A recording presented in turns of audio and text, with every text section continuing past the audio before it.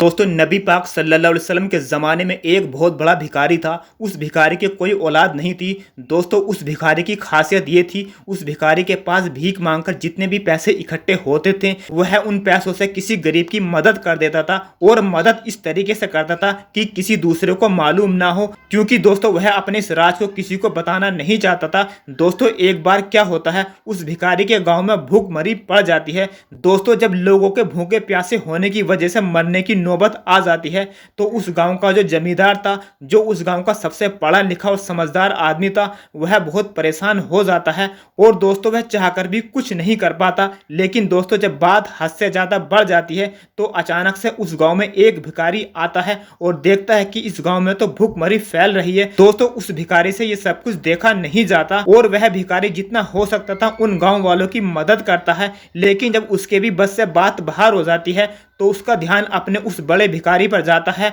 और वह उस बड़े भिखारी को खबर पहुंचाता है, क्योंकि दोस्तों वह बड़ा भिखारी उस वक्त उस गांव में मौजूद नहीं था।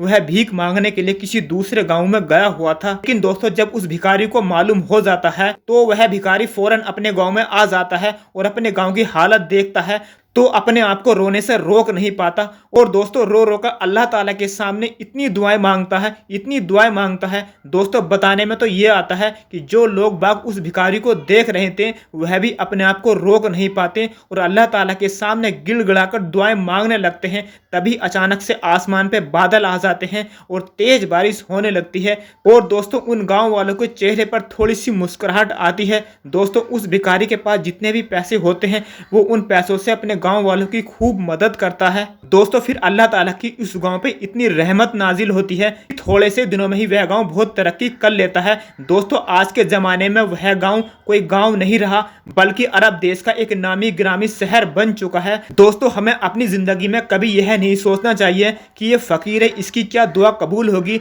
या ये हमारी क्या मदद कर सकता है। दोस्तों अल्लाह ताला कब किससे अपना काम ले ले कोई नहीं जानता। इसलिए दोस्तों अगर कोई फ़कीर आपकी चौखट पर आता है तो उसको खाली हाथ मत लौटाना, क्योंकि दोस्तों सब फ़कीर एक से नहीं होते। दोस्तों अगर आपको हमारी पोस्ट अच्छी लगी हो तो लाइक करें, शेयर करें, कमेंट में अल्लाह अकबर ज़रूर लिखें। खुदा